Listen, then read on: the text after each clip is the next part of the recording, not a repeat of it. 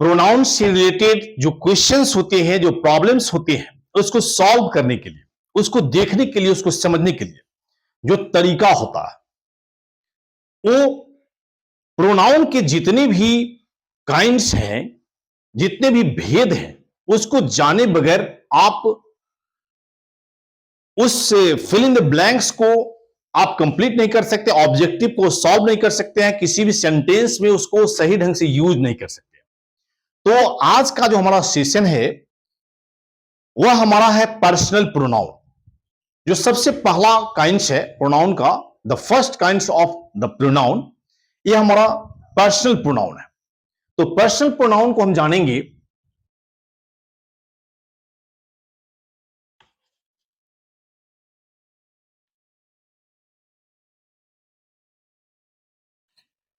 आप यहां गौर करेंगे कि किसी भी वर्ड का मीनिंग से उसका परिभाषा होता है, उसका डेफिनेशन होता है।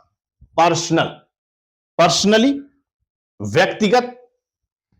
तो प्रोनाउन का वह रूप जो व्यक्तियों के लिए हो, जो सिर्फ व्यक्तियों के लिए प्रयोग किया जाए। जैसे यहां पर मैं लिख भी दे रहा हूं, जिस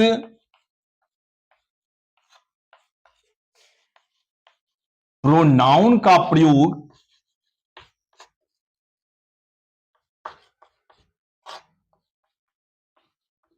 सिर्फ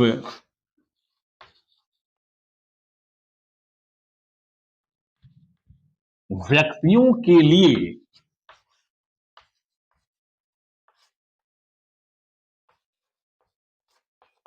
किया जाए,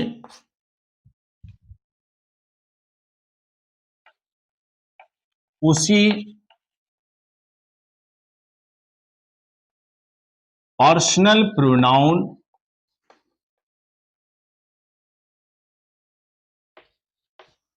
कहा जाता है। जैसे कोई आपसे क्वेश्चन करते हैं कि पर्सनल प्रोनाउन होते कितने, कितने प्रकार के, फिर उसका यूज कहां पे होता है, कैसे यूज करेंगे। तो पर्सनल प्रोनाउन आपको 7 ही होता है। There are 7 kinds of personal pronoun. There are 7 kinds of personal pronoun. 7 प्रकार के ही पर्सनल प्रोनाउन होते हैं, जिसमें पहला होता है आई। आई का हिंदी होता है मैं। उसके बाद है वी। वी का है हम लोग।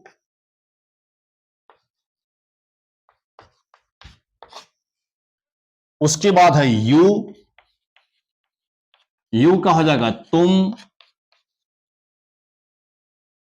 लोग, आप लोग। उसके बाद होगा ही, मीन्स वह। सिर्फ यह पुरुष के लिए प्रयोग किया जाता है। मैं लिख भी दे रहा हूं ब्रैकेट में, यह पुरुष के लिए। उसके बाद सी, मीन्स वह। इसका प्रयोग आपको स्त्री के लिए किया जाएगा।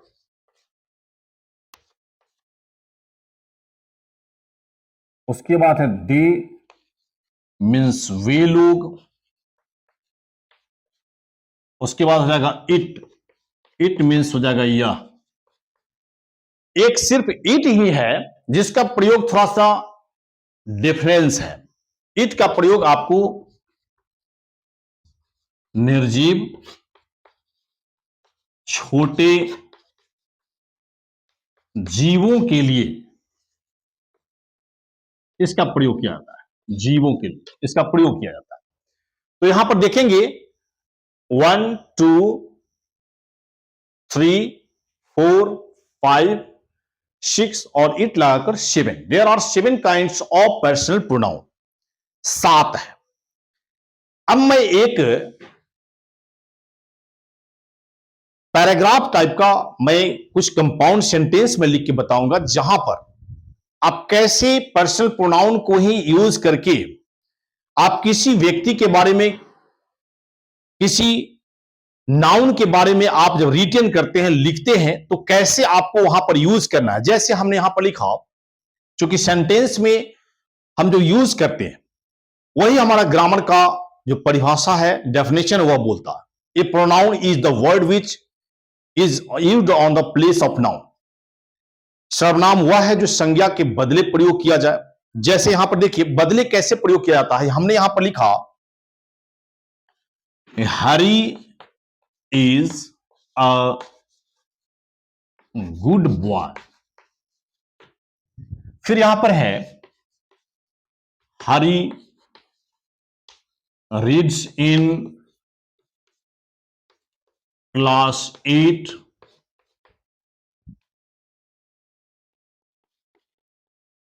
हरी goes to school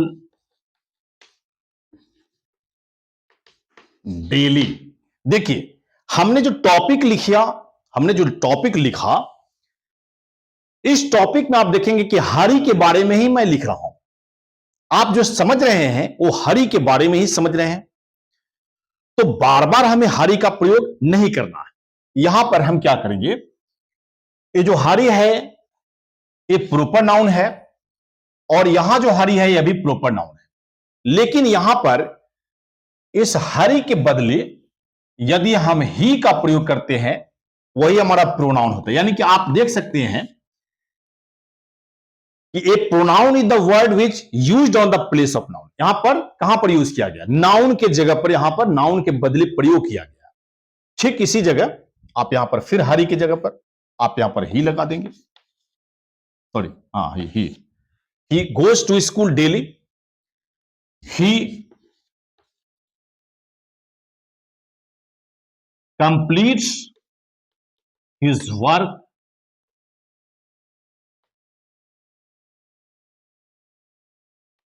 he is very intelligent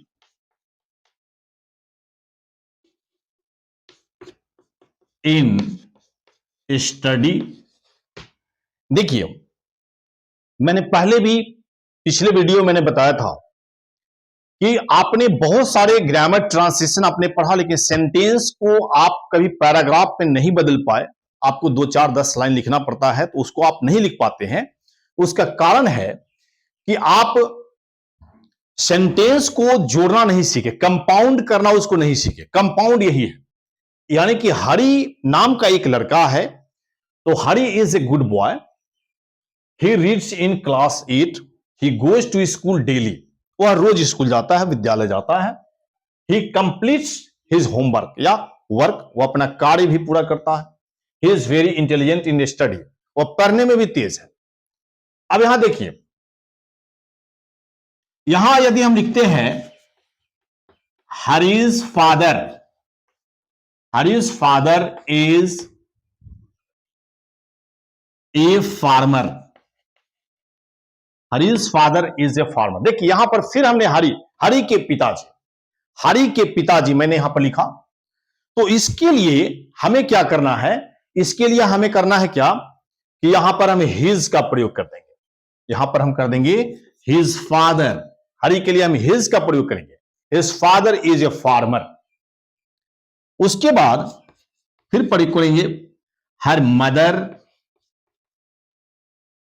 is a house maker, उसकी माताजी जो है वह साधारण गृहिणी है, एक गृहिणी है, घर में काम करती है। तो इस तरह से हम पैराग्राफ को जब कंप्लीट करते हैं तो हम नाउन के बदले प्रोनाउन का कैसे प्रयोग करते हैं, इस सेंटेंस के जरिए मैंने आपको बताया, जो आपको स्टडी में शामिल करने पर बहुत ही आसान होगा, बहुत ही आपके लिए आसान होने के साथ साथ में आपके लिए हेल्पफुल होगा कि किस तरह से आप प्रोनाउन को समझे। फिर अगले वीडियो में मैं प्रोनाउन का अगला चैप्टर लेके आऊंगा, इसको आप कंप्लीट करें। फिर हमारे अगले वीडियो, अगले क्लास का इंतजार आप करें। तब तक के लिए धन्यवाद। Thank you, have a nice day.